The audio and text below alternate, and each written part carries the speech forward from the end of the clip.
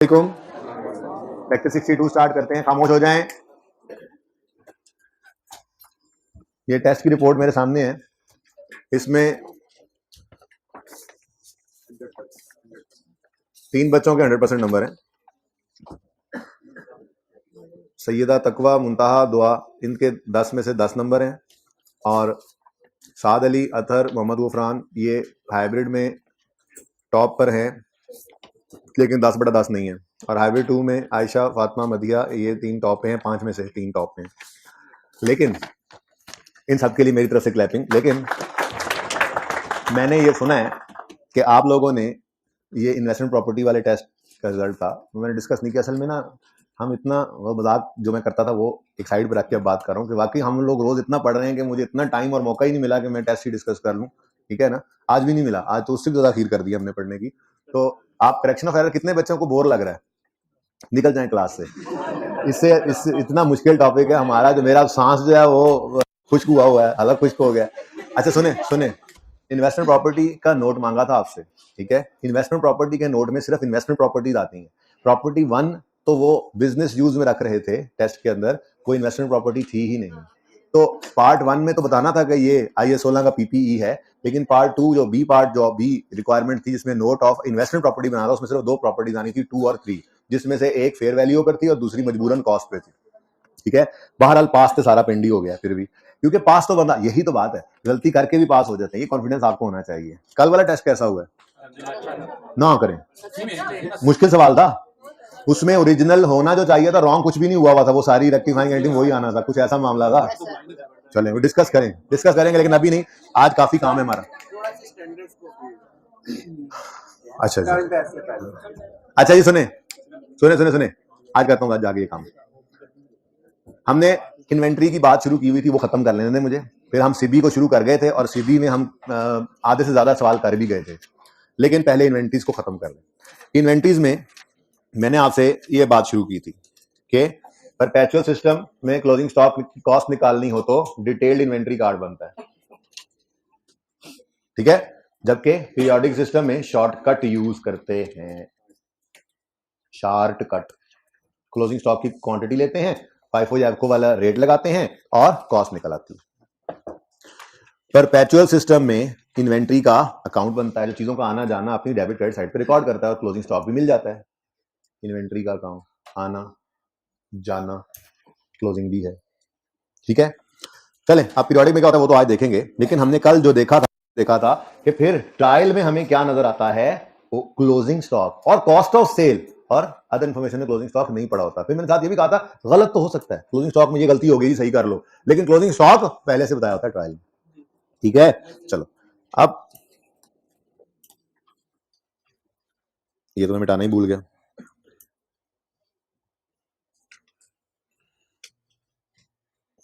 अच्छा जी, उसके बाद अब कल मैंने आपको एंट्रीज करवा दी थी, ऐसे ही है। परपेचुअल सिस्टम से पीरियोडिक पर जब आए थे तो मैंने आपको एंट्रीज करवाई थी कुछ, जिसके अंदर सिर्फ परचेज के अकाउंट वाली एंट्री थी, बाकी मैंने कहा था घर पे कंप्लीट कीजिएगा। कितने बच्चों ने कंप्लीट किया, हाथ खड़ा करें। क्वेश्चन 2 ऊंचा हाथ खड़ा करें। हाइब्रिड वाले भी माशाल्लाह, हाइब्रिड में बॉयज में 1 है, गर्ल्स में कोई नहीं है, और यहाँ पे 3 है। सुभान अल्लाह। यार आप लोग करते क्या रहते हो? फिर टर्म टेस्ट की तैयारी कर रहे हो? टर्म टेस्ट की तैयारी में ये भी होना है।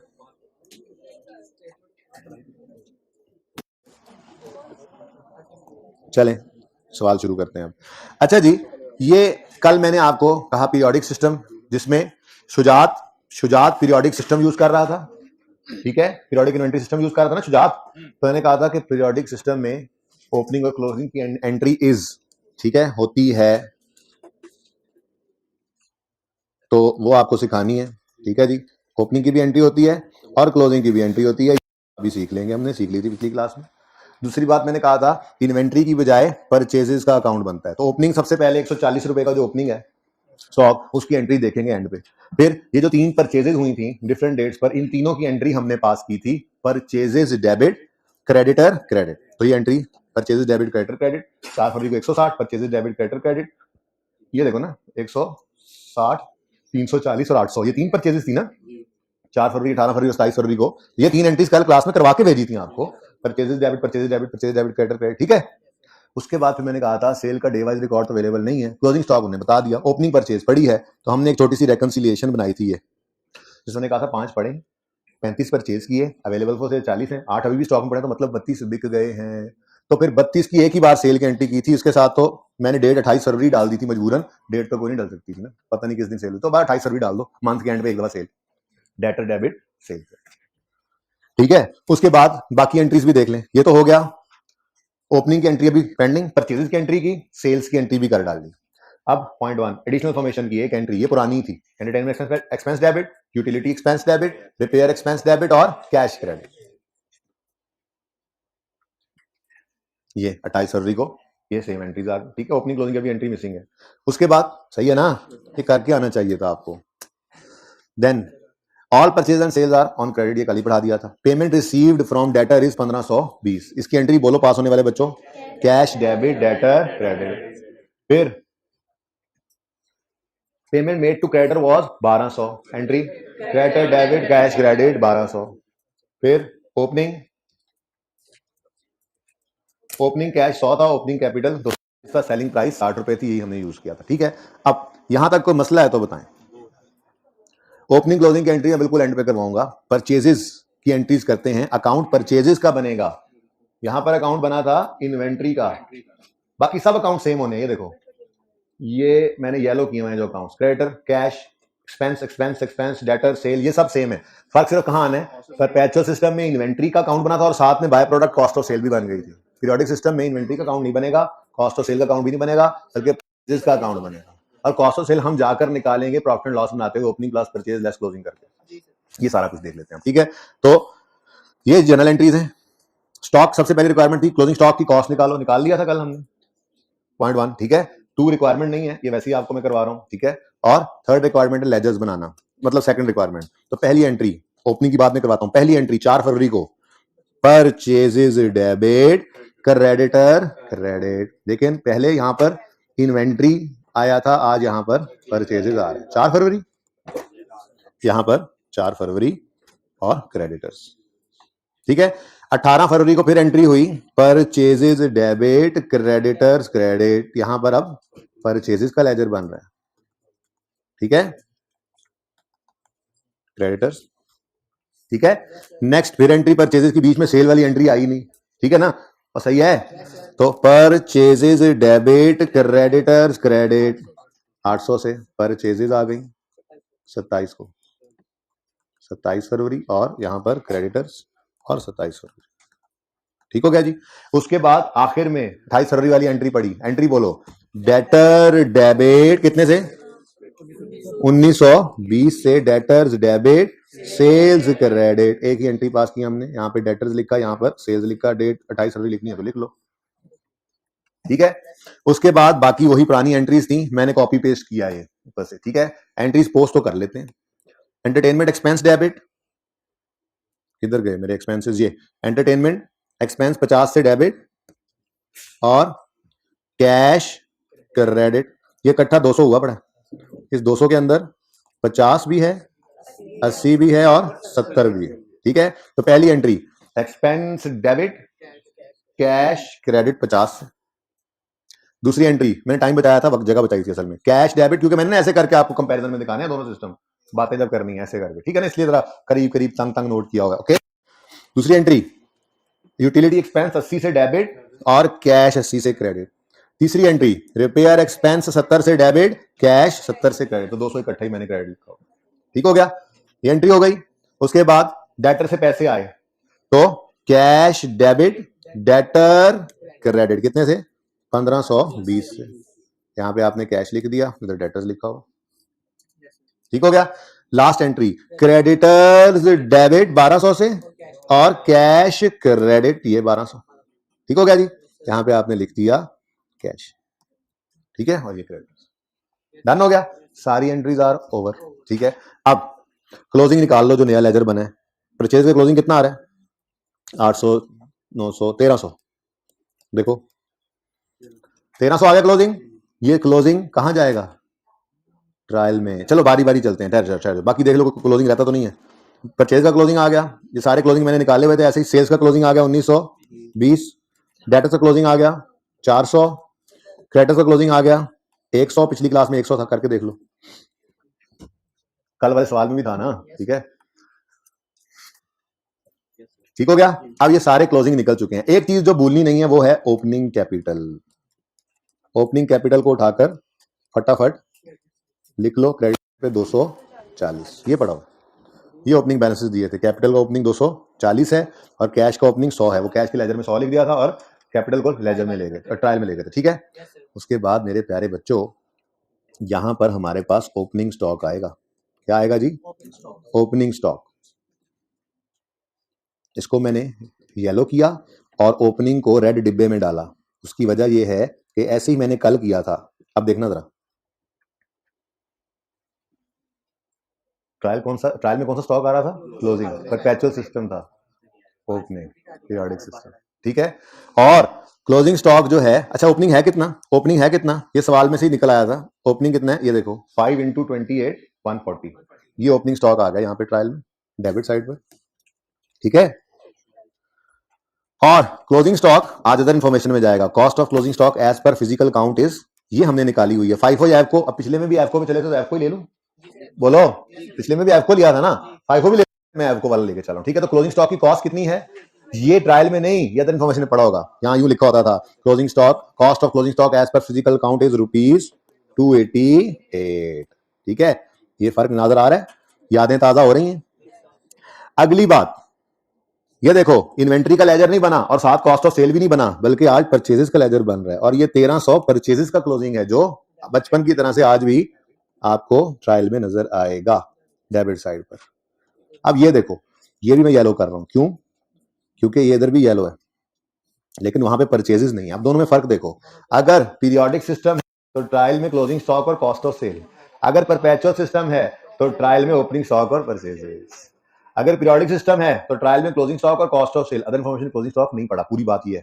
और अगर परपेचुअल सिस्टम है तो पीरियोडिक सिस्टम है तो ट्रायल में ओपनिंग स्टॉक और purchases, closing stock other information नहीं, कॉस्ट ऑफ सेल तो आप खुद निकालते थे, opening stock plus purchase less closing stock करके, जबकि यहां पर आपको cost of sale readily available थी जो आपने उठाकर लिख ली थी, याद आ रहा है, ठीक है। चलो बाकी भी जल्दी जल्दी अब लिख लो, क्लोजिंग्स जो रह गए, परचेजेस का हो गया, ओके, परचेज क्लोजिंग चला गया। अब तरतीब वही रख लेता हूँ जरा ताकि एक जैसा लगे, सेल्स डेटर्स, सेल्स का क्लोजिंग है 1920 और डेटर्स का क्लोजिंग है 1520, ठीक है, ये हो गए दोनों। उसके बाद क्रेडिटर्स और कैश उठा लो, क्रेडिटर्स का क्लोजिंग 100 है, कैश का क्लोजिंग 220 है। अच्छा ये 1520 मैंने कहां से उठाया, किसी ने बताया, हद हो गई। क्रेडिटर्स का क्लोजिंग 100, कैश का क्लोजिंग 220, ठीक हो गया। उसके बाद 3 एक्सपेंसेस रह गए, ये एंटरटेनमेंट, यूटिलिटी और रिपेयर, एंट एक्सपेंस, यूटिल एक्सपेंस और रेप एक्सपेंस, 50 80 70, टोटल करके देख लो, यही है, पिछली क्लास वाला मैंने मिटाया नहीं है, करके देख लो, मिटा देता हूं कहते हो तो, टोटल करो जल्दी से, ठीक है। आगे देखो, पीरियोडिक सिस्टम ये था, चलो परपेचुअल सिस्टम, ट्रायल में closing stock, cost of sale और अदर इन्फॉर्मेशन में क्लोजिंग स्टॉक नहीं है, और इनकम स्टेटमेंट में आते हुए closing stock, cost of sale readily available थी, लिख दी, क्लोजिंग स्टॉक रेडीली अवेलेबल था, लिख दिया ट्रायल से। पीरियोडिक सिस्टम में आए तो ट्रायल में ओपनिंग स्टॉक और परचेजेस आ गए, ठीक है, और क्लोजिंग स्टॉक अदर इन्फॉर्मेशन में पड़ा है। अब इनकम स्टेटमेंट बनाते हुए कॉस्ट ऑफ सेल हमें खुद निकालनी पड़ेगी। अब वन बाय वन चीजों को उठाते जाते हैं। सबसे पहले ओपनिंग कैपिटल है, ओपनिंग कैपिटल बैलेंस शीट में आएगा 240, ठीक हो गया। फिर ओपनिंग स्टॉक है 140, आपको पता है ओपनिंग स्टॉक आपका यहां पर आएगा, ये डिब्बा बनता है, कॉस्ट ऑफ सेल आज आप निकाल रहे हो, ठीक है। उसके बाद परचेजेस हैं 1300, ये भी इस डिब्बे में आएंगी, 1300 ट्रायल से उठाते जा रहे हैं चीजें। सेल्स नजर आ रही है 1920 की, 1920 की सेल्स नजर आ जाएंगी यहां पर, ठीक है जी, ओके। ओहो, नेक्स्ट डेटर्स हैं, ये करंट एसेट्स में डेटर्स कितने 400, फिर क्रेडिटर्स हैं 100 रुपए के, करंट लाइबिलिटीज में आते हैं 100 रुपया, फिर कैश एसेट है 220, ये आ गया, फिर 3 अदद एक्सपेंसेस हैं, 50 जमा 80 जमा 70 टोटल बनता है 200। तो हम इनको इकट्ठा ही यहाँ पे 200 लिख रहे हैं। अब ठीक है, आपकी इजाजत से मैंने ये लिख दिया। नेक्स्ट, अब जी ट्रायल खत्म हो गया। अब क्लोजिंग स्टॉक पड़ा है 288। इस 288 को क्या करते थे, मैं एंट्री नहीं बोल रहा, मैं कह रहा हूं क्या करते क्या थे आप इसका। आप इसको कॉस्ट ऑफ सेल्स में से करते थे माइनस, ये 288 है, कॉस्ट ऑफ सेल्स से करते थे माइनस, और जाकर लिख देते थे आप इसको क्लोजिंग स्टॉक एसेट्स के अंदर। यानी आप उसको कॉस्ट ऑफ सेल्स में निकाल के एसेट बना लेते थे। आप कहते थे ये एक्सपेंस नहीं है, निकालो, ये भी एसेट है, रख दो एसेट में। तो करंट एसेट्स में एक एसेट बढ़ा है, बढ़ा है नहीं बढ़ा? एसेट बढ़ने की एंट्री क्या होती है?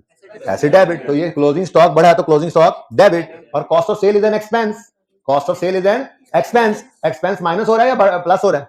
एक्सपेंस माइनस हो तो क्या करते हैं? क्रेडिट। तो इसका मतलब कॉस्ट ऑफ सेल की डबल एंट्री आप पोस्ट करते थे, जिसमें आप करते थे stock debit, cost of sales credit. ठीक है, ये डबल एंट्री है क्लोजिंग स्टॉक की।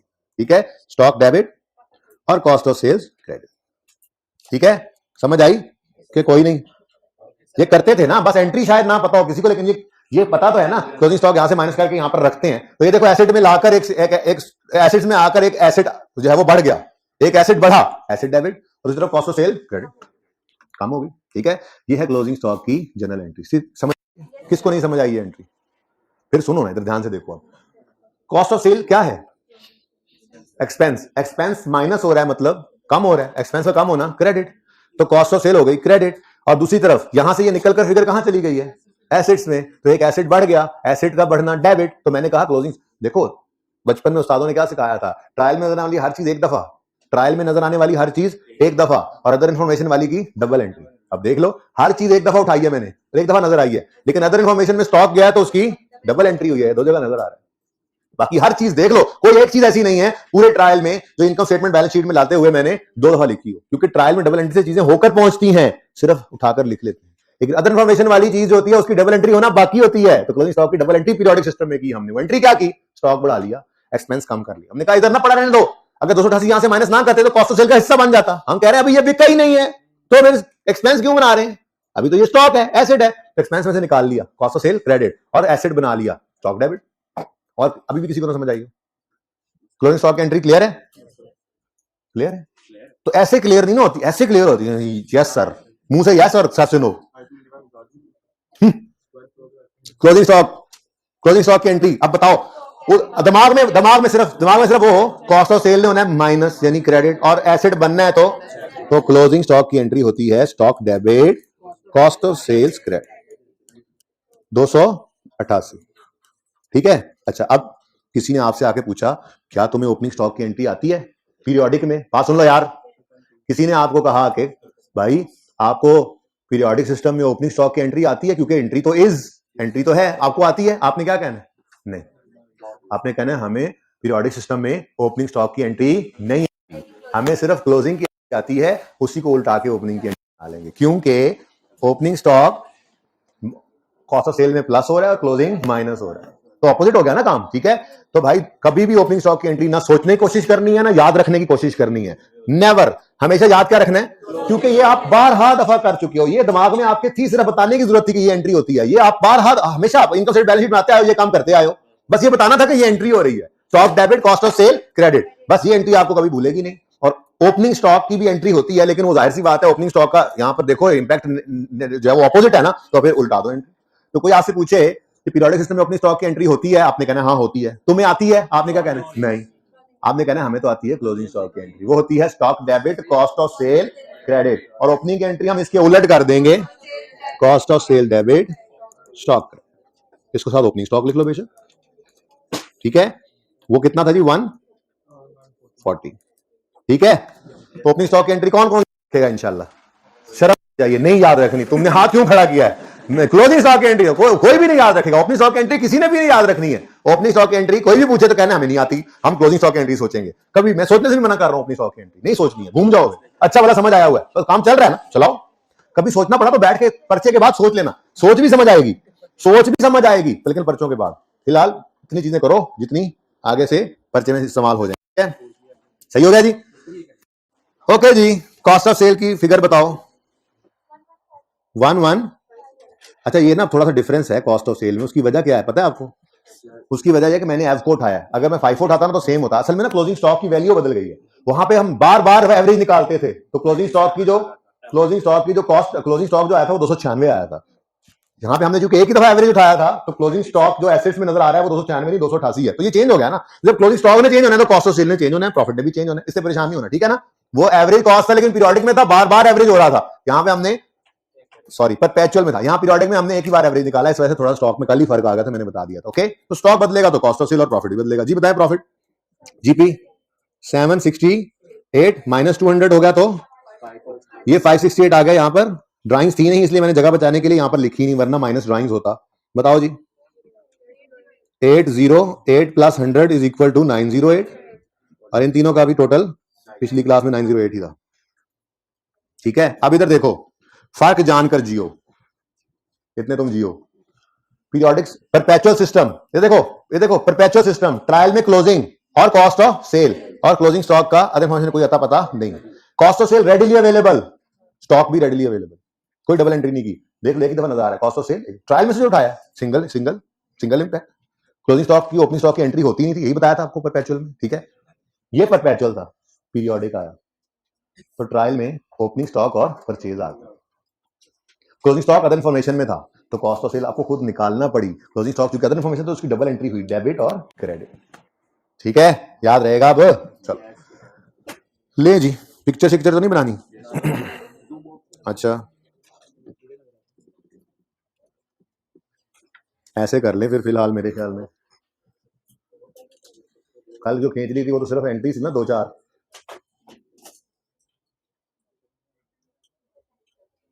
फिर मैं वो सिर्फ वो शॉर्टकट छुपा दूंगा। यहां तक खींचने ना पहले, ट्रायल से उधर उधर, फिर ट्रायल बन जाएगा।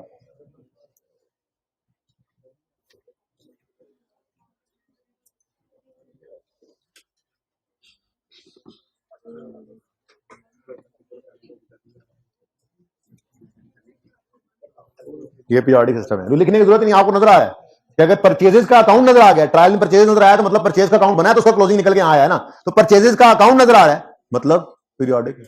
ऊपर लिखने की जरूरत नहीं है, अब आपको बड़े हो गए। ठीक है, चलिए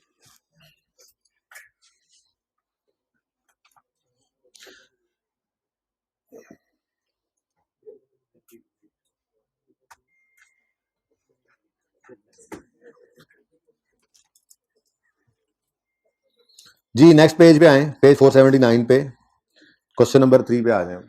अगला काम शुरू करें, कोशिश करनी है 15 मिनट में 20 मिनट में ये हो जाए, उसके बाद फिर सीबी वाले सवाल पे मूव कर जाएंगे इंशाल्लाह।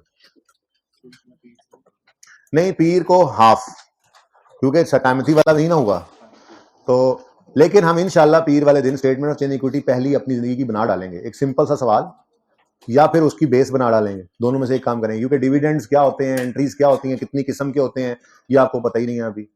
इशुएंस ऑफ शेयर कैपिटल क्या होता है, उसकी जर्नल एंट्रीज क्या होती हैं, तो ये दो अहम काम है, इशुएंस ऑफ शेयर कैपिटल और डिविडेंड कितनी किस्म के और उनकी जर्नल एंट्रीज। सारे टॉपिक में यही चलना है, इसमें भी IAS 8 में भी, तो वो बुनियाद मंडे को बन जाएगी इंशाल्लाह। इसलिए पूरे दिल जमई के साथ आइएगा, लाजमी आइएगा, छुट्टी की बिल्कुल कोशिश ना कीजिएगा, क्योंकि फिर अगले 14-15 लेक्चर फिर आपके ऐसे खूब खाते चले जाने अगर आपको वो समझ ना आई तो। ठीक है, टेस्ट डिस्कशन मैं ट्यूसडे को कर दूंगा। इस वक्त तो देखिए, एक बार जब वो हो जाएगा ना, तब स्टेटमेंट ऑफ इक्विटी का टॉपिक है। अब वो टॉपिक ऐसा है कि उसमें अगर मैं एक सवाल करूँ तो 20 मिनट में भी हो जाएगा, 25 मिनट में भी हो जाएगा, तो फिर वहां पर जाके गुंजाइश निकलेगी। ये तो गुंजाइश नहीं दे रहा, ये बेसिकली करेक्शन ऑफ एरर। मैं इंट्रो में करा रहा होता तो ईजी होता, क्योंकि उसके अंदर पहले आपको पढ़ाया होता मैंने इन्वेंट्री, पहले पढ़ाया होता बैड डाउटफुल डेट, पढ़ाया होता आपको बुक्स ऑफ प्राइम, सारे टॉपिक्स पढ़ने के बाद रेक्टिफिकेशन एंड पे आता होता है वहां पे, अगर आता पहले जब आता था तो। ठीक है, तो उसमें सिर्फ आपने करेक्शन करना होता है टॉपिक। लेकिन यहाँ पे मजबूरी है कि मैं आपको 6-7 टॉपिक करा रहा हूँ, तो ये एक बड़ा ही मेरे ऊपर बोझ एक तरह का इस टॉपिक का था। आप में तो बोझ नहीं, आपने तो पहले ही पढ़ा हुआ है, आप चीजों को आप कनेक्ट करके आप करते जा रहे हैं सवाल। तो मेरे हिसाब से ये बहुत हैवी एरिया मेरे लिए, क्योंकि बहुत सारी चीजों को देखकर साथ लेकर चलना पड़ रहा होता है। तो आगे जाके इंशाल्लाह रिलैक्स हो जाना है, फिर इक्विटी के अंदर जाके जाते ही आप कहेंगे लो जी अब तो सुकून हो गया। अच्छा अच्छा, शहरियार है को हमारी क्लास में, पिछली में तो है था। चले हमारा क्या नाम है? नाम क्या तुम्हारा?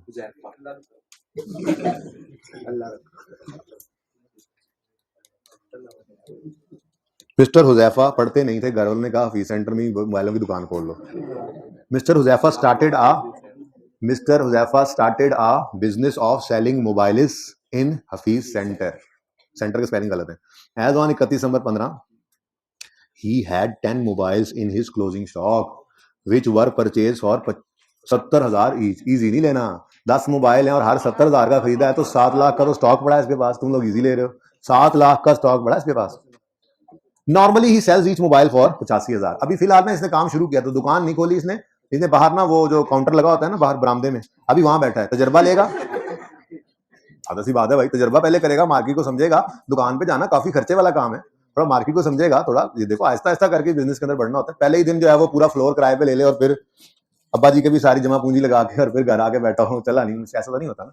तो खैर काउंटर लगाया हुआ है, उसके ऊपर ऐसे करके 10 मोबाइल सजाकर रखे हुए हैं, ठीक है। और नॉर्मली 85,000 का बेच, 70 का खरीदता है, 85 का, हर मोबाइल 15,000 इसकी बचत है, ठीक है। मुनासिब सा, एक गैर मुनासिब नहीं, मुनासिब सा इसने प्रॉफिट रखा हुआ है, इतने खर्चे भी होते हैं बिजनेस के। अब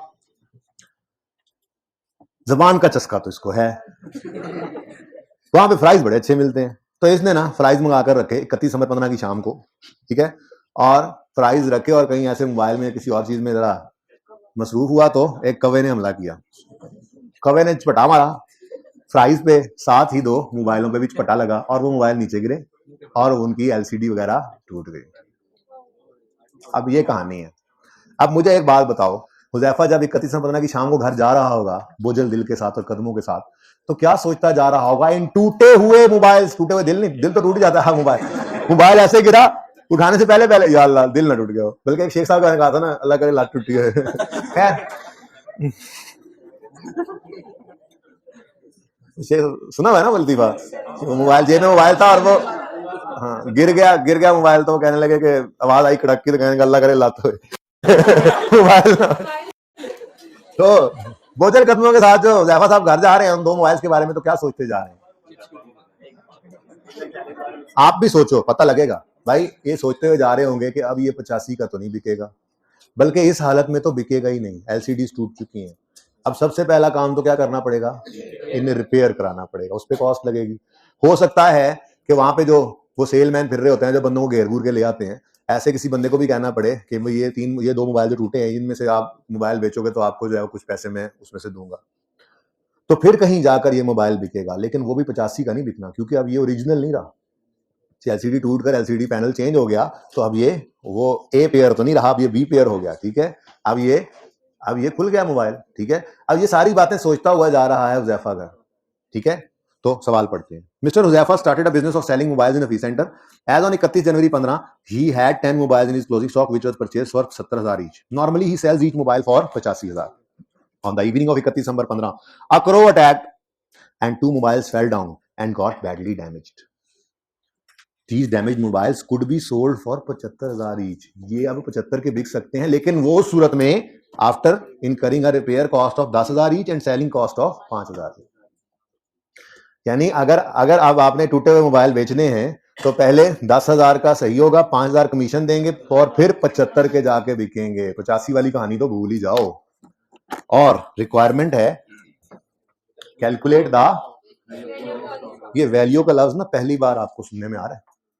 वैल्यू आज तक नहीं, मैं 2-3 दिन से स्टॉक पढ़ा रहा हूं, किसी ना किसी वक्त कॉस्ट लगे हुए थे, ठीक है ना। वैल्यू का लफ्ज आज तक अभी हमने नहीं यूज किया था, लेकिन बैलेंस शीट के अंदर आपका स्टॉक कॉस्ट पे नहीं आता बल्कि वैल्यू पर आता है। अब ये वैल्यू क्या होती है?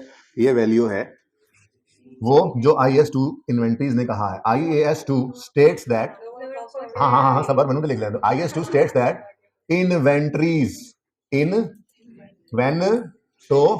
IAS2 स्टैंडर्ड है ना इन्वेंटरीज का। IAS2 states that inventories are valued not, अब यहां पे लफ्ज कॉस्ट इस्तेमाल नहीं हो रहा, इन्वेंटरीज को वैल्यू करना है एट लोअर ऑफ कॉस्ट और एनआरवी, कॉस्ट और एनआरवी, ठीक है जी। तो इन्वेंटरीज की वैल्यू जो बैलेंस शीट में नजर आनी चाहिए, स्टॉक की इन्वेंट्री की वैल्यू वो होनी चाहिए लोअर ऑफ कॉस्ट और एनआरवी। तो आपने इन्वेंट्री जो आपके पास पड़ी होगी उसको आपने चेक करना है ईयर एंड पे कि इस इन्वेंट्री की कॉस्ट लोअर है कि एनआरवी। जो लोअर होगा वही उसकी वैल्यू होगी, वही उसकी वैल्यू होगी। ठीक है, ये IS 2 ने कहा था। खैर अब हम शहरयार के सवाल की तरफ आते हैं, बल्कि नहीं, ये हो जाता है हमारा क्वेश्चन नंबर 3। और सबसे पहला स्टेप जो इस तरह के सवालों में हुआ करेगा वो हम लिख लिया करेंगे कि हमारे स्टॉक की कॉस्ट है कितनी। ठीक है, तो cost of closing stock, total cost closing stock की कितनी है, इधर ही लिख लो। 10 मोबाइल्स पड़े थे इसके पास, हर एक इसने खरीदा था 70,000 रुपए का बेचारे ने, तो टोटल कॉस्ट इसकी है 7 लाख। ये है कॉस्ट, ये क्या है, कॉस्ट ऑफ क्लोजिंग स्टॉक। ठीक है, अच्छा अब ना आप को मसला है इन 10 मोबाइल से, डिब्बा लगा दो इसमें। ये 10 मोबाइल जो हैं इनमें 2 डैमेज हो गए हैं। ठीक है, अब डैमेज वाले नजर आ रहा है कि शायद नुकसान दे जाएं। असल मसला ये होता है, नुकसान किसी भी चीज पे नुकसान आपको कब होता है, लॉस नुकसान की अंग्रेजी है, कब होता है लॉस, कब होता है लॉस, कब होता है, जब कॉस्ट से भी कम पैसे मिले। सादा सी बात थी। ठीक है, सादा बात, सीए के बच्चे हैं ना, सादा बात तो हो ही नहीं सकती ना, पर्चे में सादा बात आ जाए, नहीं ये नहीं हो सकता, कोई इसके अंदर कोई और बात हो। सादा बात भाई, कोई भी चीज नुकसान कब देगी, जब जितने की आपने कॉस्ट या उसने आपको जितने की आपने खरीदी है उससे भी कम पे बिके, तो आपको नुकसान है ना। 100 की चीज खरीदो, 110 की बेच दो, 101 की भी बेच दो, 100 की भी बेच दो, नुकसान नहीं है, फायदा कोई नहीं। 100 की चीज 90 की बिकेगी तो नुकसान है। ठीक है, तो मसला यह है कि अगर आप एक्सपेक्ट कर रहे हो ना कि जो आपके पास क्लोजिंग स्टॉक पड़ा है इस वक्त वो आपको फ्यूचर में नुकसान देने लगा है, तो प्रूडेंस कॉन्सेप्ट में आ जाना है दमा दमा करते हुए, क्या कहना है, फ्यूचर लॉस है, आज ही रिकॉर्ड करो, ये मसला है बस। ठीक है, सही है ना। अच्छा, तो एक बात तो ये हो गई कि हमें मसला क्या है कि फ्यूचर में जो हमारा स्टॉक पड़ा हुआ है वो लॉस ना दे जाए। अगर दे रहा है चेक करेंगे, अगर दे रहा है तो फिर लॉस आ। और ये NRV है क्या, नेट रियलाइजेबल वैल्यू, कि मिलना क्या है स्टॉक।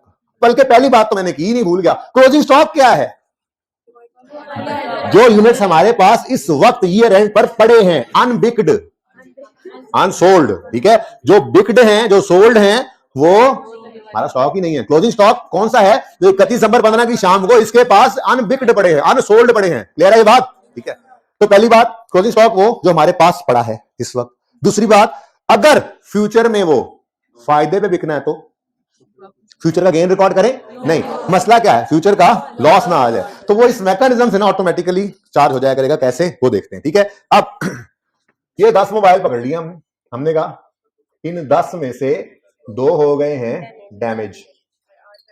ठीक है जी, और बाकी गुड है।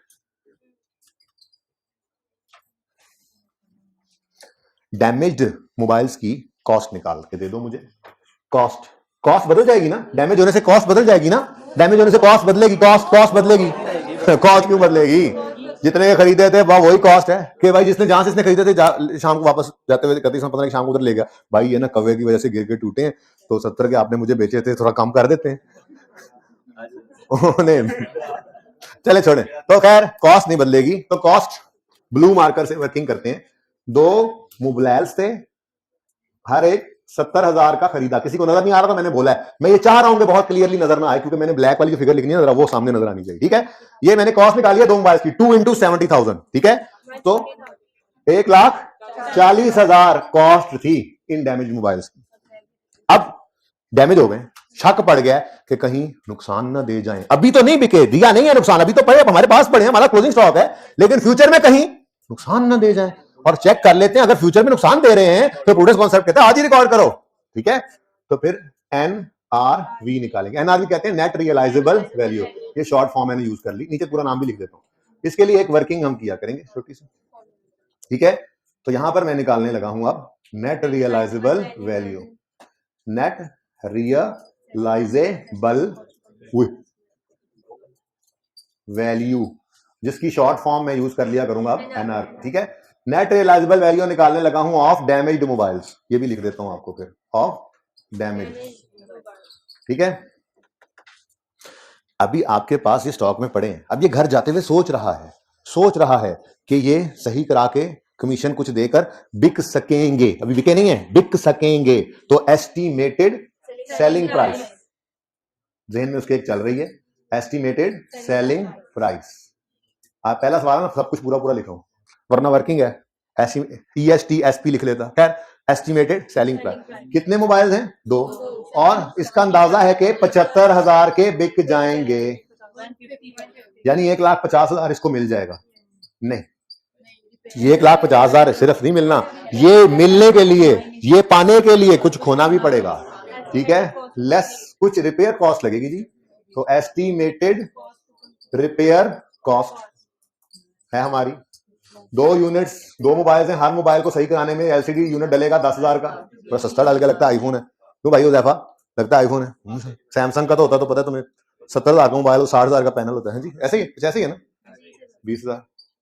सो क्यों रहे हो यार, तुम्हारी दुकान हमने खोल दी, तुम मतलब बस पढ़ाई खत्म, दुकान खुल गई याशी जी। और लेस करेंगे इसमें से एस्टिमेटेड सेलिंग कॉस्ट, और हर एक यूनिट पर 5,000 रुपए का कमीशन देना पड़ रहा है हर एक मोबाइल बेचने पर, तो ये 10। तो आपको नेट में फिर क्या आना है जी? 1,20,000, ठीक है। 1,20,000 क्या है? नेट रियलाइजेबल वैल्यू, ठीक है जी, डन। अब आपके पास एक चीज पड़ी है 140 की, और वो फ्यूचर में जितना मर्जी जोर लगा लें आपको 120 रुपए लाकर दे रही है, तो फिर 20,000 का लॉस आ गया ना। वो रिकॉर्ड कैसे करते हैं, दोनों सिस्टम में डिफरेंट तरीका होता है, उसको छोड़े फिलहाल, मैं अभी उसमें इंटरेस्टेड नहीं, मैं NRV लॉस समझा लूं होता क्या, ठीक है ना। बाकी सवाल में कहीं जरूरत पड़ेगी तो एंट्रीज भी देख लेंगे, कोई मसला नहीं है जी। तो मुझे बताओ, कॉस्ट 140 हो, NRV 120 हो, तो दोनों में लोअर क्या है? बड़ा मुश्किल सवाल था जी, 120 ही लोअर है, तो ये इसकी वैल्यू है। तो इधर देखो, ये क्या है? ये वैल्यू ऑफ क्लोजिंग स्टॉक इस हिस्से की कितनी आ गई? 1,20,000, ठीक है जी, क्लियर। आगे बढ़ते हैं, बाकी गुड स्टॉक भी तो पड़ा है, ठीक है। वो कितने यूनिट्स हैं?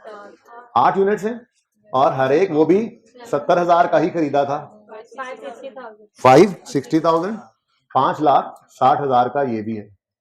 अब देखो, जो गुड स्टॉक होता है ना, उस पर NRV टेस्ट लगाने की जरूरत नहीं होती, क्योंकि अगर गुड स्टॉक भी आपका लॉस पे बिकना है तो फिर कारोबार बंद करो, जाओ फिर मोबाइल ना बेचो, फिर अम्ब बेचो मैंगो। बात समझे नहीं? अच्छा, आप कहते हो नहीं हमने तो आजमाना है, वैसे तो जो नॉर्मल सेलिंग प्राइस है सही मोबाइल्स की वो कितनी है? 85,000 ना, तो 8 सही वाले हैं, 85,000 के बिक जाएंगे, 6,80,000 के रिपेयर कराने पड़ेंगे। अच्छा, वैसे तो सेलिंग कॉस्ट भी उसने नहीं लिखा होगा किन पे देनी, लेकिन आप जिद करते हो नहीं जी सेलिंग कॉस्ट तो हर एक पे देनी पड़ती है, ले लो 1,000 कितना था? 5,000 सेलिंग कॉस्ट हर एक पे लगती है जी, ठीक है। कितना? 40,000, तो 6 लाख। ये क्या है? NRV, ठीक है ना। अब देखो, आपके पास एक चीज 560 की पड़ी है, फ्यूचर में वो बिक जाएगी 640 की, तो फ्यूचर का लॉस है कि गेन है? तो गुड यूनिट्स पे NRV टेस्ट लगाने की मेरा नहीं ख्याल कोई जरूरत भी होती है, ठीक है। आप सिंपली क्या कर दिया करें, चेक करना तो कर लें, लेकिन नजर आ जाएगा आपको, आप लिख दिया करें नॉट एप्लीकेबल। NRV क्या निकालनी है फ्यूचर? अगर हमें गुड यूनिट्स में भी फ्यूचर में लॉस ही देना है तो फिर दुकान क्यों खोली, बंद करें, जाएगा चिपस लगाएं जी। तो लोअर क्या है? 560, ये कॉस्ट पर ही पड़ा होता है, नॉर्मली कॉस्ट पर ही स्टॉक पड़ा होता है, वही लोअर होती है, क्योंकि आप कारोबार कर रहे हो। कॉस्ट मतलब जितने पड़ा, NRV जितने आप ला देगा स्टॉक, तो नॉर्मली कॉस्ट ही कम होती है। तो नॉर्मल इवेंट्स के अंदर नुकसान का खर्चा कब आता है? जब जितने की चीज पड़ी उससे भी कम पैसे रियलाइज होने जा रहे हैं फ्यूचर में, तब नुकसान है, ठीक है, सही है। तो दोनों को टोटल करें जी, 680,000, 680,000 ये आ गया जी, ये वैल्यू ऑफ क्लोजिंग स्टॉक, ठीक है। ये क्या है? वैल्यू, और ये है वो फिगर जो अपीयर होती है बैलेंस शीट में। This figure will appear in statement of financial position, ठीक है जी। ये था जी आपका NRV का कॉन्सेप्ट। एक छोटी सी बात और भी देख लें, 700 से स्टॉक को राइट डाउन कर लिया हमने 680 पे, राइट डाउन ऑफ इन्वेंटरी भी इसको कहते हैं NRV लॉस पे रिकॉर्ड करने को, ठीक है। तो कितना डिफरेंस आ रहा है? ये 20,000 का डिफरेंस, ये NRV लॉस कहलाता है। ये क्या है जी? NRV लॉस की फिगर है ये, ठीक है ना। वो बेसिकली इसी पर ही आया है फ्यूचर में जो लॉस रिकॉर्ड होना था आज ही कर लेंगे। अब वो पीरियोडिक सिस्टम में सिर्फ क्लोजिंग स्टॉक को कम करते हैं तो कॉस्ट ऑफ सेल बढ़ जाती है, खुद ब खुद चार्ज हो जाता है, और परपेचुअल सिस्टम में इसकी एंट्री करनी पड़ती है, cost of sale, debit, inventory, credit. लेकिन मेरे लिए जरूरी नहीं है, मेरा नहीं ख्याल कि इसकी को जरूरत है, हमें पड़ेगी तो मैं एंट्रीज लिखवा भी दूंगा, ठीक है। बहरहाल फिलहाल सिर्फ ये समझाना था एनआरवी लॉस होता क्या है और कैसे कैलकुलेट होता है। क्वेश्चन नंबर 4 पढ़ें, जल्दी से करें, उसके बाद 5 आपका होगा।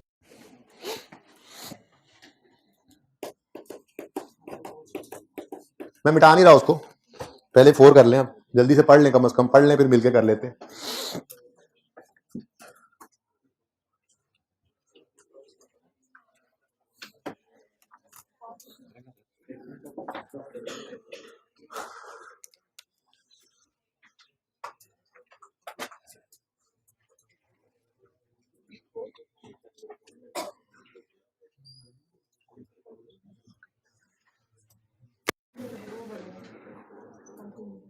उन्होंने पढ़ लिया, वो शुरू कर दें करना, इसी तरह से करना है।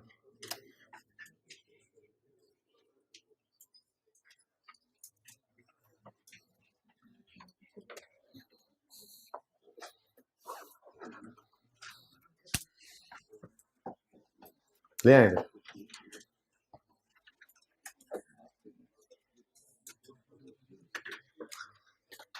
पढ़ लिया, ये देखें आप मिलके करते हैं।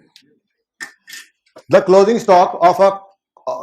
Stock at cost of a company at 31 January X3 amounted to 2,84,700। ये कॉस्ट है। रिक्वायरमेंट है what should be the inventory value.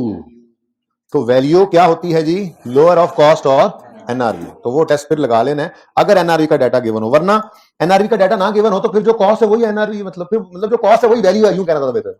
अगर लिखा हुआ है कॉस्ट ऑफ क्लोजिंग स्टॉक इतनी है और कोई एनआरवी का डाटा नहीं है तो मतलब सब कुछ सही है, नॉर्मल है, तो वो कॉस्ट ही वैल्यू है, वही लोअर होगी, ठीक है ना। अब नॉर्मलिटी होगी तो सवाल बता देगा।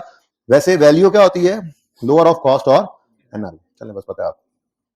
अच्छा, सवाल शुरू करते हैं, वैल्यू निकालनी है। सबसे पहली चीज, cost of closing stock 31 January X3 पे कितना है, 2,84,700। तो कॉस्ट ऑफ क्लोजिंग स्टॉक 284,700, ये क्लोजिंग स्टॉक की कॉस्ट है। लेकिन उन्होंने वैल्यू मांगी है और नीचे गड़बड़ें बताई हुई हैं, सवाल में पढ़ लिया सबने। आगे वो कहता है फॉलोइंग आइटम्स, कौन कौन से, ये 400 कोटें और 800 शर्टें, 400 कोटें और 800 शर्टें, ये आइटम्स इंक्लूडेड हैं eight cost in the total. मतलब इस टोटल में ये 2 आइटम्स शामिल हैं। अच्छा जी, जाहिर है स्टॉक पड़ा ही होता है, ये टोटल कॉस्ट है तो ये भी कॉस्ट पर ही पड़े। Following items are included at cost in the total, क्या 400 coats which had cost 80 each. आगे ना पढ़ो,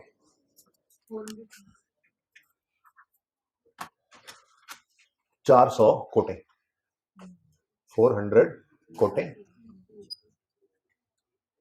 इनकी कॉस्ट निकालनी है तो ब्लू मार्कर से जी। कितने कोटे हैं, 400 कोटे हैं और हर एक कोट की कॉस्ट उसी है, तो टोटल कॉस्ट ऑफ कोटें कितनी है, 32,000।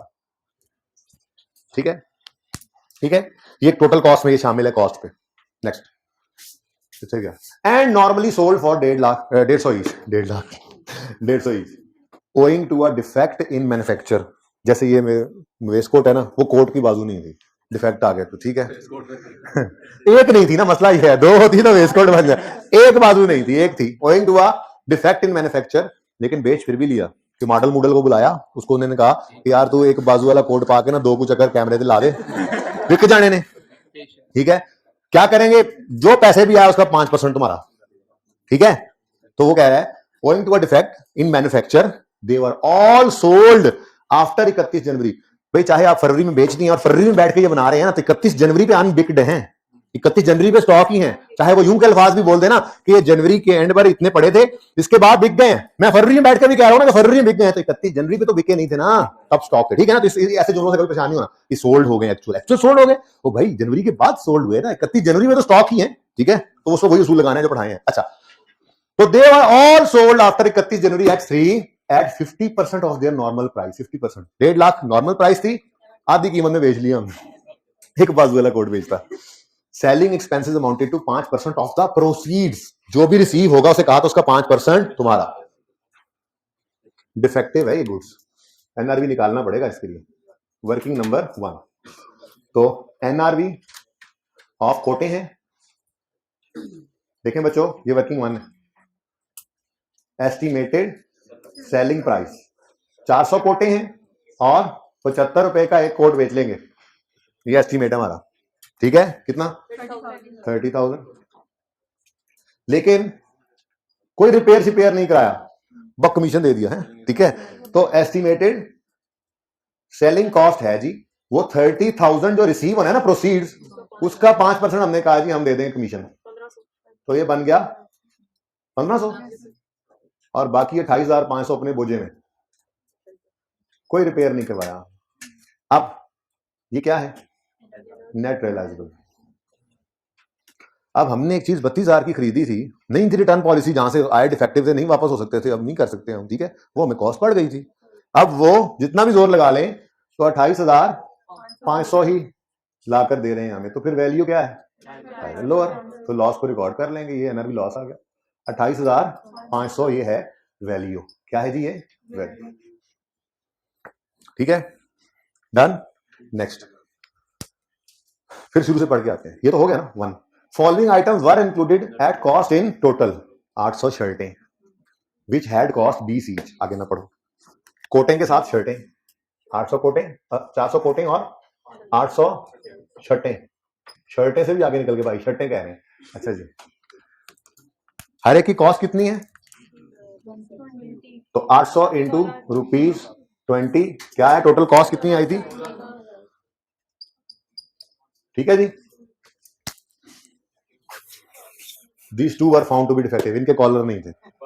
These two were found to be, जैसे भाई की शर्ट के कॉलर नहीं है, ठीक है, मेरे कॉलर में तो बैन लगा हुआ है, अभी बैन लगा, कॉलर ही नहीं, शर्ट के कॉलर ही नहीं थे, शर्ट के कॉलर गलत है ना, शर्ट के कुर्ते कॉलर ना फिर भी तो मानने बात, तो वही two defect. These two were found to be defective, लेकिन अब ऐसे नहीं बेचना इनको, फिर किसी ने मशवरा दिया हमें, आजकल जी फैशन आया हुआ है, जेडे मर्जी रंग की शर्ट है उत्ते चिट्टा कॉलर ला दो, आप भी लगा दें, थोड़ा खर्चा होगा हर शर्ट के ऊपर, ठीक है, 5 रुपए में कॉलर लग जाना है हर शर्ट पे, ठीक है, और कमीशन बाहर जो एजेंट खड़े होते हैं ना, वो 1 रुपया हर शर्ट के ऊपर उनको देने का, देखो कैसे बिकती है तुम्हारी शर्ट, ठीक है, 28 रुपए की बिक जाएंगी। हमने कहा अच्छा ठीक है, ये लिखा हुआ, these two were found defective, remedial work collar लगवाया इन फरवरी X3, 31 जनवरी पढ़ी है, फरवरी में ये रेमेडियल वर्क करवाया, कॉलर लगवाया, remedial work in February X3 costed 5 पर शर्ट, रिपेयर कॉस्ट कितनी आई? 5 रुपए, एंड सेलिंग एक्सपेंसेस वर 1 पर शर्ट, 1 रुपया सेलिंग एक्सपेंस पे किया, दे वर सोल्ड फॉर 28 ईच, और 28 के ये बिक गए। एनआरवी वर्किंग 1 नहीं चलाओ, एनआरवी ऑफ शर्ट्स जी बच्चों, एस्टिमेटेड सेलिंग प्राइस क्या है? अब 800 शर्ट्स हैं और हर एक 28 की बिक जाएगी 22,000 लेस, लेकिन बातें मत करो बेटा, लेकिन इन्हें सही कराना पड़ेगा, 5 रुपए ईच पर 4,000 इस पे खर्च हो जाएगा, और कमीशन भी देना पड़ेगा 800 रुपया। एस्टिमेटेड सेलिंग कॉस्ट 800 इंटू ₹1 और टोटल 17,000। अच्छा बच्चों एक बात बताऊं आपको, डैमेज हो जाने का मतलब 17,600 बोला ना, यानी एनआरवी टेस्ट लगाने का मतलब ये लाजमी नहीं है कि लॉस आया ही है, ठीक है। ये जो आपको ऑफ लगा के रखा होता है उन्होंने, वो क्या चीजें नुकसान पे बेच रहे होते हैं, उनके इतने मार्जिन होते हैं, 100 की चीज खरीद के पहले आपको 200 की बेचते थे, अब वही उन्होंने 100 की चीज 120 की लगा दी, ठीक है। जब मौसम था, जब नई थी चीज, ज्यादा पैसे थे, जब मौसम गुजर गया, चीज पुरानी हो गई तो ऑफ कर दिया। अब वो ऑफ में नुकसान कोई भी नहीं कर रहा होता, मैक्सिमम क्या होगा, कॉस्ट पर ही वापस कर देंगे, चलो यार पैसे वापस आ गए, ठीक है ना। तो जरूरी नहीं है कि आपकी शर्ट्स अगर डैमेज हैं तो नुकसान ही देके जाएंगी, आपने कॉलर कूलर लगाए और कमीशन वगैरह तो दिया, और स्टिल आपने थोड़ा सा प्रॉफिट फ्यूचर में कमा लेना।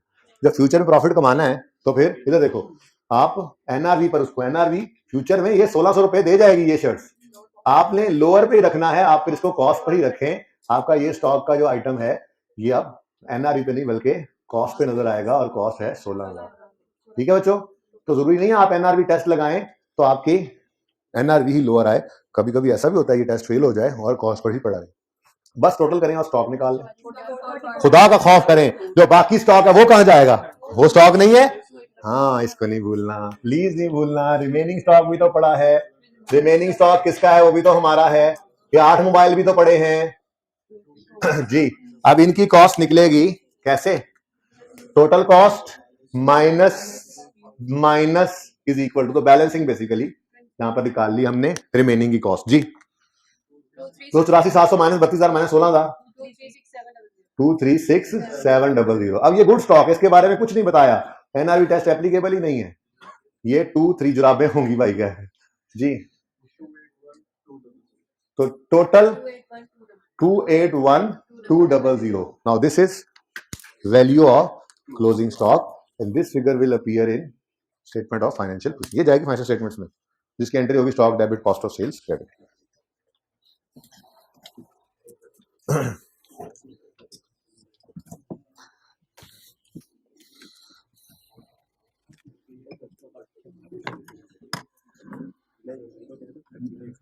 थक गए हो फिर तुम कहते हो हम तो कुछ कर ही नहीं रहे।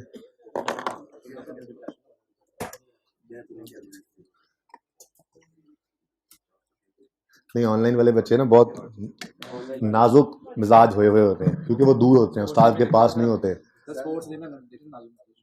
फिर छक्के मारे तो नहीं, वो खेलते तो रोज है ना ले आए जी।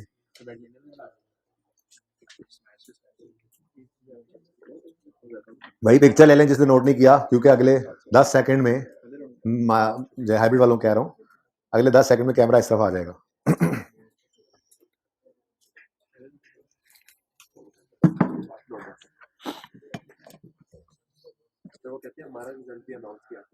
हाँ सही कहते हैं लेकिन उनके ना पेपर्स आते रहते हैं, नहीं वो इकट्ठा टेस्ट नॉर्मल दे नहीं रहे होते, कोई बच्चा कभी दे रहा है, कोई कभी दे रहा है, कोई कभी दे रहा है। अच्छा जी ले आए भाई, 10 सेकंड कहते हैं, हमें भाई 20 सेकंड हो गए यार।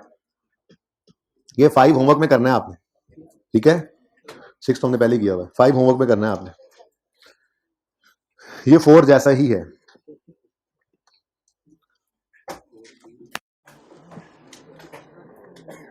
सिबी पेज 175, चलो सिबी चलते हैं, सर्दी बहुत आ गई। मार्जिन मार्कअप हो गया समझो, वैसे करवा दूंगा लेकिन आपको फॉर्मूला याद करवा दिया, given amount over given amount percentage into required amount percentage, वही फॉर्मूला लगाना है।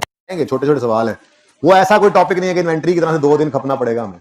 वो अब जिस सवाल के अंदर आएगा ना, मैं वहां पर भी सिखाऊंगा और साथ ही 2 सवाल वहां मार्कअप मारने के भी साथ ही करा के पढ़ा दूंगा उसको। जी बेटा चुप करें जी। 2 एनआरवी कैसे होंगी बेटा? बेटा ये मार्कर है, ये पेन है, ये मुझे कॉस्ट किया लेट से 10,000 का, ये या 8,000 का फ्यूचर में बिकेगा या 7 का बिकेगा, तो एक ही एनआरवी होगी ना।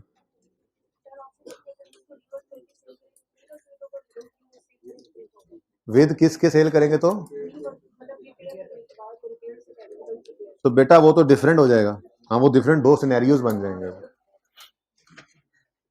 ऐसे नहीं होगा कोई एक ही देगा, वो कॉन्सेप्ट टेस्ट करना है तो जी। Trial balance of Sibi brothers, जो कि डीलर हैं इक्विपमेंट एंड मकाइंस के, did not agree at 31 December 18 and the difference was carry to suspense account, page number 175। आप सस्पेंस अकाउंट में बैलेंस डिफरेंस ले गए हैं, कितना डिफरेंस है ये उन्होंने नहीं बताया, हमें उससे कोई लेना देना भी नहीं है, हमें उससे कोई लेना देना भी नहीं है, चुप करके ना बैठना जी। क्योंकि रिक्वायरमेंट में उसने कहा है जनरल एंट्रीज जनरल एंट्रीज कर दो और करेक्टेड ग्रॉस प्रॉफिट कंप्यूट करो। उसने सस्पेंस नामे का बनाने का कहा ही नहीं, अगर सस्पेंस बनाने का कहता तो फिर सस्पेंस का बताता कि डिफरेंस कितना है, जैसे पिछले मून मार्ट वाले सवाल में हमने परसों निकल गया था, ठीक है परसों किया था मैंने, कल तो इन्वेंट्री लेगा सारा। अच्छा आज भी इन्वेंट्री लेगा? नहीं आज नहीं, आज तो पूरे 20 मिनट पड़े हैं, 20 मिनट में ये सवाल जो है आपकी मुश्किल वाली एडजस्टमेंट तक पहुंच जाना है जो आपको तंग कर रही है। अच्छा तो इसका मतलब मुश्किल 1-2 एडजस्टमेंट आ भी जाए ना सवाल में, तो सवाल के नंबर 18 है ना, तो उसमें से कोई 13-14 आपके हुए होते हैं, एक आधी एडजस्टमेंट में मसला आता है, ठीक है। बी कॉन्फिडेंट, जो हो रहे हो उनको देखा करो, ठीक है। अच्छा ठीक है जी, तो ट्रायल एग्री नहीं कर रहा, डिफरेंस को सस्पेंस अकाउंट में उन्होंने रख लिया है, the financial statements prepared from the trial showed a gross profit of 854। अब जिस ट्रायल में ही डिफरेंस है उससे बनने वाली फाइनेंशियल स्टेटमेंट्स कहां से सही होनी है, तो फिर ये प्रॉफिट सही नहीं होना। तो उसने यही कहा है रेक्टिफाइंग एंट्रीज कर दो और ग्रॉस प्रॉफिट को एडजस्ट कर दो। अच्छा, ग्रॉस प्रॉफिट ये कल बताऊंगा क्योंकि कल मैंने टाइम थी वाला सवाल करना है। वैसे इतना तो पता है ना आपको कि sales less cost of sales, जिसमें स्टॉक्स पड़े होते हैं, परचेजेस और स्टॉक पड़ा होता है, और फिर जीपी। तो ये सारी कहानी यहां तक जो होती है इसको ट्रेडिंग अकाउंट कहते हैं, ग्रॉस प्रॉफिट से ऊपर ऊपर। और उसके बाद की कहानी जो है add other income, less expenses और नेट प्रॉफिट तक की जो कहानी होती है, ये कहानी प्रॉफिट एंड लॉस अकाउंट होता है। ठीक है, तो जब उसने जीपी का कहा ना, तो जीपी को सिर्फ वही चीजें हिट करेंगी जो जीपी से ऊपर वाली है। ठीक है ना, selling expense, admin expense, other income है, तो उस जीपी पे कोई असर नहीं पड़ेगा। ठीक है, वो एडजस्टमेंट ना लिखते रहना। खैर, ये इंशाल्लाह कल बड़ी तफसील से बात मतलब मंडे को होगी जब टाइम में थी वाला सवाल हमने करना है। ओके लेकिन अब आसानियां होगी काफी। अब इस टॉपिक का 70-80% क्वेश्चन आपसे होने लग गए। मैंने सबसे हैवी सवाल आपको करवा दिए जितने थे। पीछे सवालों में कोई जान नहीं है, एक दो एडजस्टमेंट बस। सारे में जान वाले सवाल यहीं से शुरू हुए थे, जान वाले सवाल तो 13 से 13, 14, 15, 16, 17, 18 प्लस टेस्ट का ये सवाल जो स्टार पीएलसी स्टार वाला स्टार ट्रेडर था, जो भी नाम था, स्टार था, सब था, हाँ कोई इस तरह का नाम था। ठीक है, ये सवाल भी बड़ा अहम है, और जो टर्म टेस्ट में आएगा वो सवाल, बस ये सवाल डाल के टोटल आपका पैकेज बन जाएगा करेक्शन ऑफ एरर के टॉपिक का। ये सवाल आपके तैयार है इंशाल्लाह। ये टॉपिक में मैं ये नहीं कहता 100% मार्क्स आएंगे, बट मैं ये जरूर कह सकता हूँ कि 70% तक मार्क्स आ जाएंगे। तो ये बहुत होते हैं किसी भी टॉपिक के अंदर। ठीक है, 100 भी आ सकते हैं, but to be on safe side 70%। Suspense account बनाना हमने सीख लिया, profit and loss account adjust करना प्रॉफिट को हमने सीख लिया, इंपैक्ट भी देख लिया, प्रॉफिट एंड एडजस्टेड को एडजस्टेड करना भी सीख लिया, अभी और भी करना है। बैलेंस शीट गलत वाली को सही करना हमने सीख लिया, करेक्टिंग एंट्रीज हम कर रहे हैं। तो इससे ज्यादा और कोई पॉसिबिलिटी है नहीं जिस तरफ जाए। इंशाल्लाह पासिंग मार्क्स से सवाल दे देगा आपको इन सवालों करने के बाद। कितने दिन हो गए वैसे हमें ये करते हुए यार? करेक्शन वगैरह जिस दिन शुरू हुआ है, हफ्ता हुआ है। वेरी गुड, आपकी बहुत अच्छी परफॉर्मेंस रही है अगर आपको समझ आ रहा है तो। ठीक है, अब अल्लाह करे मंडे को बहरहाल मैंने स्टेटमेंट इक्विटी की बुनियाद डालनी है। स्टेटमेंट ऑफ स्टेटमेंट इक्विटी में डिविडेंड कितनी किस्म के होते हैं, उनकी एंट्रीज कैसे होती हैं। जिस जगह पे मैं देखूंगा ना कि मुझे आधा घंटा 20 मिनट चाहिए, 25 मिनट, तो मैं ये सवाल ही ऐसे हैं किसी भी एडजस्टमेंट पे रोक दो। मैं इसलिए तो यहाँ पे कर रहा हूँ, किसी जगह पे रोक दूंगा, अगले दिन वहां से आगे शुरू कर लूंगा। तो मैंने मंडे को इंशाल्लाह स्टेटमेंट इक्विटी की बुनियाद डाल देनी। ट्यूसडे, वेडनेसडे और थर्सडे, इन 3 दिनों के अंदर वो topic full fledge exam level पर, ठीक है, और टर्म टेस्ट के अंदर statement of change in equity भी होगा। ठीक है, बिग टाइम। ओके भाई, प्रैक्टिस साथ साथ करो, मैंने कह दिया था पिछले की तैयारी कर लो, प्रैक्टिस साथ साथ करो। Correction of error, statement in equity, ये पेपर में है, मैं मशवरा नहीं मांग रहा हूं, ये है। इतना आसान टॉपिक है कि आप कहोगे जब हम कर रहे होंगे ना, आप कहोगे अल्लाह ये तो लाजमी हो, इसलिए तो नंबर मिलने हैं हमें, बाकी को मिले ना मिले। कैसी बात करते हो यार, सवाल कर लें। During review following errors were पता लगे। A sale invoice of 24 was debited to, वो बाद में देखते हैं, पहले बताओ original entry. Sale invoice entry होती है डेटर डेबिट सेल क्रेडिट 24 से। देखो एक बात एंड वाली पढ़ लिया करो पहले से आके, अदर इन्फॉर्मेशन कोई दी हो तो। SB uses periodic inventory method. अच्छा, office machines are depreciated at 10% from month of addition using reducing balance.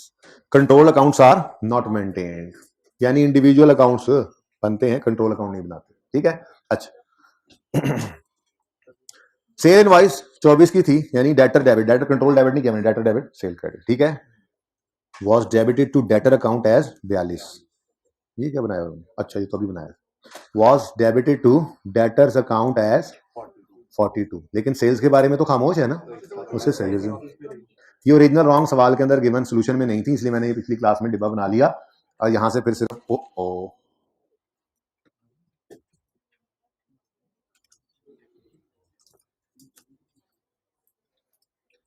जी नहीं ये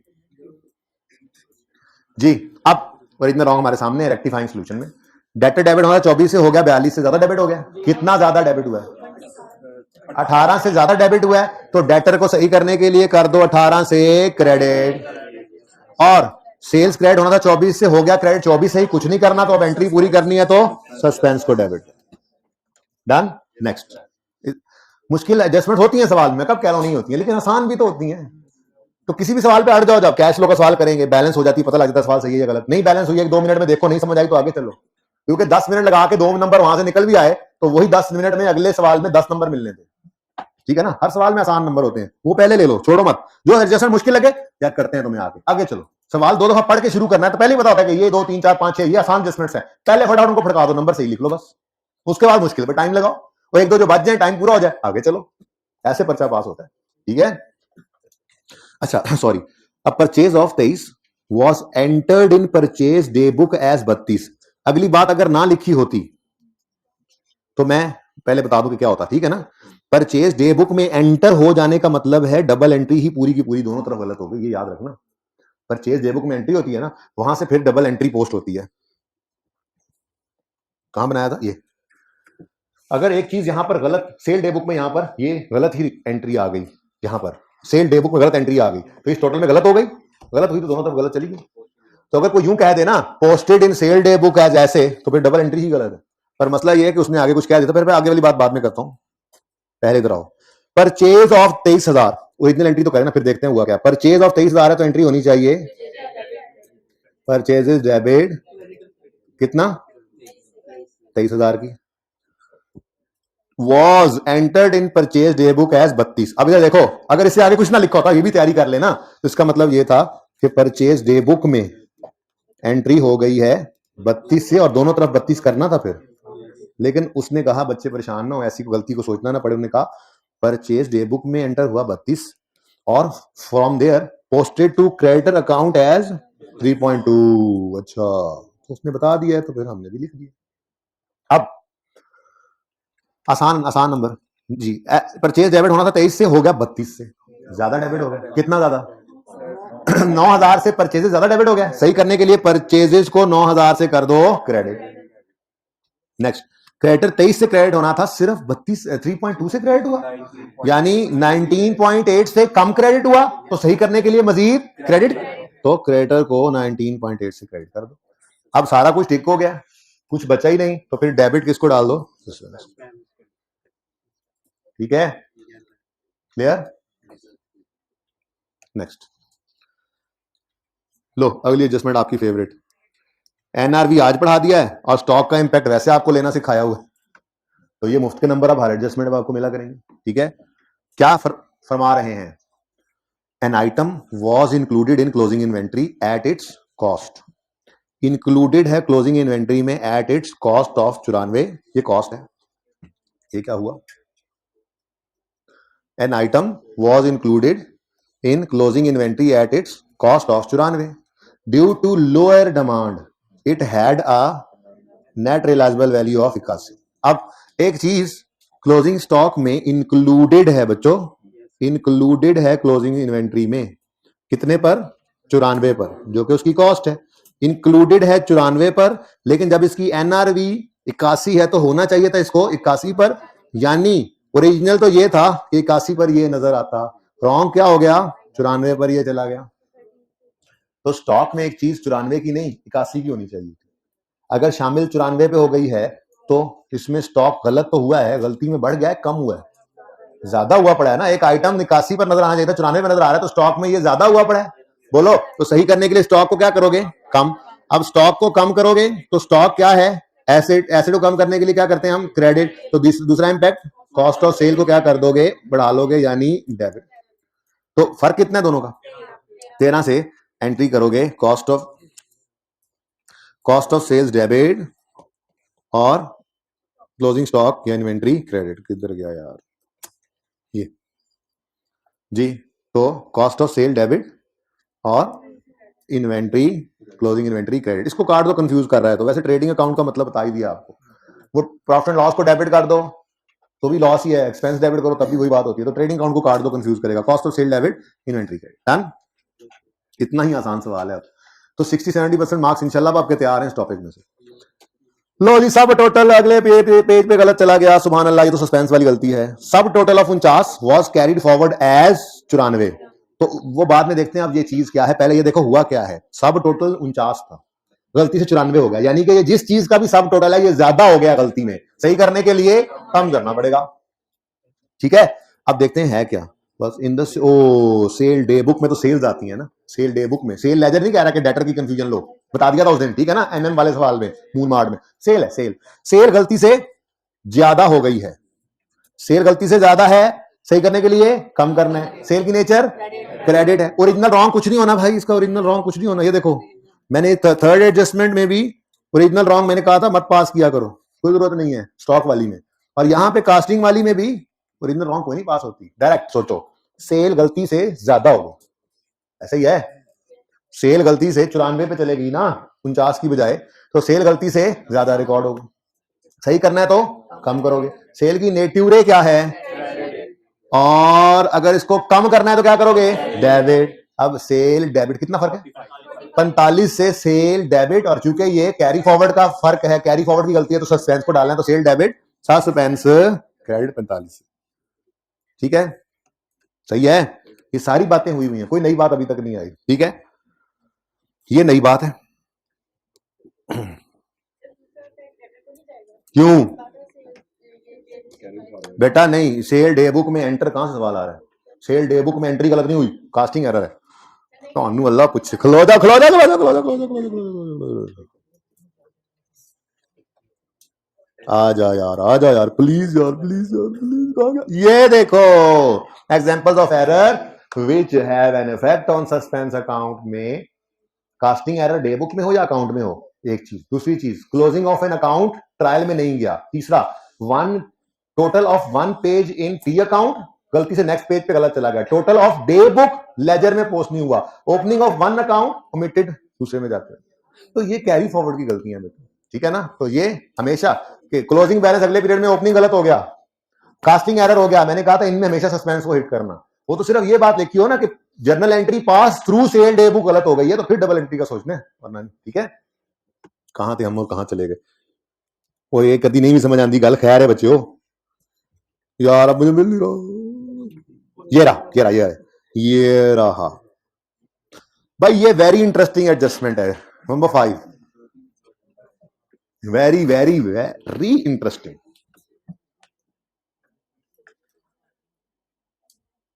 मुझे बताओ, डबल एंट्री पास होती है, लेजर बनता है, लेजर का क्लोजिंग ट्रायल में आता है, और ट्रायल से फिर उसको उठाकर लिखते हैं इनकम स्टेटमेंट और बैलेंस शीट। मेरा सवाल आपसे ये है कि ट्रायल में जो फिगर्स पहुंच चुकी होती हैं वो डबल एंट्री होकर पहुंच चुकी होती हैं, उनको ट्रायल से उठा के इनकम स्टेटमेंट में रखने की कोई एंट्री करते हो? नहीं, नहीं करते ना। चलो ये बात आपको पता है, सवाल पढ़ते हैं। रिटर्न इनवर्ड किसे कहते हैं, वही लिखूंगा मैं, ऐसे ही मैं परेशान होता रहता हूँ। Cell return and return outward, जब मैं रिलैक्स हो जाऊँ, आप काट के लिख लेना, ठीक है ना। एंड परचेज, मैं तो परचेज में भी आपको कहा कि लिख लिया करो ऐसे, ठीक है। Appearing in the trial was 82 and 99 while preparing the amount of cell return was shown as purchase return and vice versa। ऐसे ही मतलब उलट लिख लिया है। चलो अब जरा जरा जुमला आसान हो गया, ऐसे करना, जुमले में घूमता रहता है बंदा, रिटर्न इनवर्ड आउटवर्ड इनवर्ड, वही समझ आ रही। अब काम की बात शुरू करते हैं, सबकी तवज्जो ध्यान। Cell return and purchase return appearing in the trial were 82।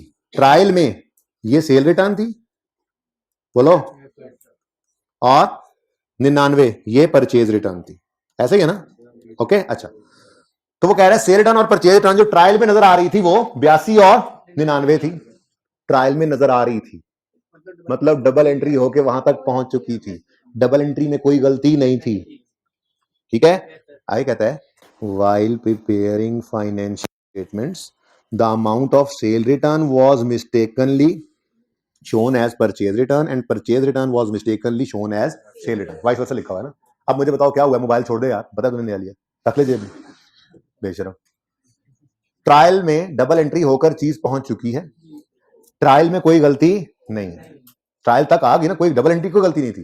Trial से उठाते हुए सेल रिटर्न को उठाया, परचेज रिटर्न के साथ में परचेज का नेट कर दिया, परचेज रिटर्न को उठाया, सेल के साथ नेट कर दी। अब भाई मसला तो है ना, फिगर्स डिफरेंट है, बोलो फिगर सेम होती फिर तो मसला नहीं था, फिगर्स डिफरेंट है, तो फिर डबल एंट्री में ना कोई ओरिजिनल एंट्री, ये होना चाहिए था भाई, कुछ नहीं, सही हुआ जो भी है, रॉन्ग में कुछ नहीं है, इधर कुछ भी नहीं है। इधर देखो रेक्टिफाइंग एंट्री भी कोई नहीं है, 5.5 नो एंट्री।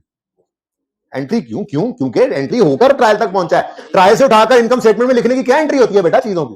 कोई एंट्री नहीं ना। आपने सेल को परचेज, सेल रिटर्न छोड़ो, परचेज, सेल परचेज, सेल को गलती से परचेज लिख दिया, परचेज को गलती से सेल लिख दिया ट्रायल से उठाकर, तो क्या डबल एंट्री की गलती है? नहीं, बस सेल को परचेज किया, परचेज को सेल किया, तो उस डिफरेंस को खत्म करो। बात समझे हो? कोई एंट्री नहीं होनी है, लेकिन प्रॉफिट पे इंपैक्ट पड़ेगा। और प्रॉफिट के इंपैक्ट को सीखना पूरा एक लेक्चर लगा डाला था हमने, वो तो हमने पूरा एक लेक्चर लगाया था। वो ठहर जाओ, मिटा ही लेते हैं, दोबारा लिख लेंगे। ले बच्चों, मुझे बताएं, अब ये तो पता लग गया कि डबल एंट्री कोई नहीं है, रेक्टिफाइंग एंट्री कोई नहीं है, ठीक है। हाँ, प्रॉफिट पे इंपैक्ट है। प्रॉफिट पे इंपैक्ट क्या है अब ये देख लेते हैं।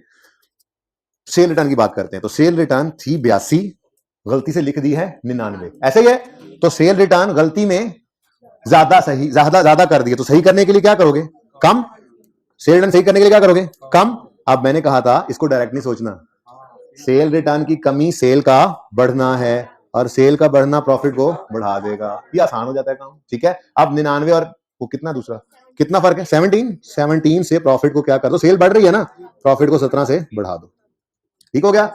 ऐसे ही दूसरी तरफ आओ, परचेज रिटर्न थी 99, गलती से 82 ले ली, तो परचेज रिटर्न गलती में कम ली, परचेज रिटर्न को सही करना है तो बढ़ाना पड़ेगा। बढ़ाना है तो उसका इंपैक्ट सोचो परचेज पे, परचेज रिटर्न का बढ़ना, परचेज की कमी। Purchase is an expense, expense कम हो तो प्रॉफिट, अमाउंट तो वही है 17। तो कोई ओरिजिनल रॉन्ग एंट्री नहीं, कोई रेक्टिफाइंग एंट्री नहीं, सिर्फ प्रॉफिट पे इंपैक्ट डालना है, क्योंकि ट्रायल से एक एक्सपेंस को इनकम और इनकम को एक्सपेंस बना दिया, ठीक है। यार ये मसला क्या है, यहां से कौन गुजर के क्यों गया? अच्छा, क्लास अभी तो नहीं ना शुरू हुई यार, क्लास तो चल रही है, वही है जी, सही है बच्चों। तो एंट्री नहीं होगी रेक्टिफाइंग, सिर्फ सेल को यूं ना, सेल रिटर्न को छोड़ो, यूं समझ लो, सेल की फिगर गलती से परचेज लिख दी है, इनकम स्टेटमेंट परचेज की फिगर सेल लिख दिया, तो बस वो फर्क को बदलना है। एक इनकम को एक्सपेंस बनाया, एक्सपेंस को इनकम बनाया, गलती से ट्रायल से उठाकर, डबल एंट्री तो सही हुई पड़ी थी, ट्रायल से उठाकर फिगर गलत लिख दी, तो उसका असर सिर्फ प्रॉफिट पे गलत पड़ा हुआ है, उसको सही कर लो। तो ये 17 जमा 17 जमा 17 ये नजर आ रहा है, ठीक है। और लास्ट ये अगली दो एंट्रीज को देखो। अब पहली अगली एंट्री जो है ना, इसका सिर्फ सोल्यूशन देख लो, मैंने सही कर दिया। वैसे क्या हुआ है, डिस्काउंट रिसीव्ड था, एंट्री होती है डिस्काउंट रिसीव्ड की, क्रेडिटर, डेबिट और परचेजेस, बेटा अब क्रेडिट होती हैं परचेजेस। मैं आपके लिए लिख देता हूं, डिस्काउंट रिसीव्ड इनकम जो आप करते थे ना, अब वो क्रेडिट जी। कितना? Discount received of 4.1 was posted to debit of discount allowed। Creditor के बारे में तो खामोश है ना, वो तो सही हो गया, लेकिन गलती से डिस्काउंट अलाउड को डेबिट कर दिया, जिसको अब हम सेल्स में डेबिट करते हैं। मैं आपके लिए डिस्काउंट अलाउड लिख रहा हूं, ओके। अब डेबिट होना था, क्रेडिटर ने 4.1 से हो गया, कुछ ना करो। परचेजेस ने क्रेडिट होना था 4.1 से, नहीं हुई तो परचेजेस को क्रेडिट कर लो। अब ये देखो, परचेजेस क्रेडिट करनी है तो आप अपने सोल्यूशन को, अब ये सारे सोल्यूशन ना सही करेंगे, लेकिन सिर्फ वही सवाल जिनको मैंने करवाना है वो सही कर लें, बाकी भी आप सही कर सकते हैं। परचेज और सेल को जो हिट कर देते हैं, बस इतनी सी बात। नेक्स्ट, होना चाहिए था सेल्स को परचेज डेबिट होगी, ये पता नहीं कहां से आ गई, ये गलत हुआ है। तो सेल को सही करने के लिए क्या करोगे? क्रेडिट करोगे, तो सेल कर दो क्रेडिट, यहां पे आके लिखो सेल क्रेडिट। वो डिस्काउंट अलाउड की बजाय आप नई चीज लिखते हो ना, सेल्स, ठीक है। दूसरा इंपैक्ट सस्पेंस को, तो ये रेक्टिफाइंग एंट्री बन गई 82, 41 और 41। डिस्काउंट अलाउड और डिस्काउंट रिसीव को हम सेल और परचेज में हिट करते हैं, ठीक है। अच्छा जी, उसके बाद ना मैंने बच्चों को सिर्फ ये करवाया है, ये तो सही हो गया ना, घर पे कर लेंगे। बच्चों को सिर्फ ये करवाया है, मैं ना घर से उल्टा सीधा करके बस जैसे भी मुझे पता चला मैं लिख लाया था। कभी गाड़ी में बैठे हुए कुछ लिखा और कुछ राइटिंग ऐसी ही है, बस माजरत के साथ। ये वो अक्यूमुलेटेड एप्रिसिएशन वाली एडजस्टमेंट है, ठीक है ना। वो गाड़ी में लिख रहा था कुछ कुछ, वैसे तो वो ये बस उल्टा सीधा है। ये तस्वीर खींच लो, इसको देख लेना, हो सकता है इससे कोई हेल्प मिल जाए। मैंने ये एडजस्टमेंट तो करवानी ही है, अक्यूमुलेटेड डेबिट वाली। यहाँ पे कोशिश की है मैंने, से डेबिट होना चाहिए था, वो समझ आ रहा है नहीं, गलती से इतने से क्रेडिट हो गया। कुछ कोशिश की है सही लिखूं, लेकिन नहीं लिख सका। तस्वीर बना लो, ट्राई करना। कल इंशाल्लाह सवाल को यहीं से कंटिन्यू करेंगे, टाइमथी वाला सवाल करके जितना भी हो गया। लेकिन लाजमी है हम मंडे को जो करेंगे वो डिविडेंड्स और issuance of share capital concept discuss करेंगे। होमवर्क में यही टाइमथी, ठीक है जी। 1 मिनट, जिंदगी रही तो कल होगी मुलाकात। अल्लाह हाफिज।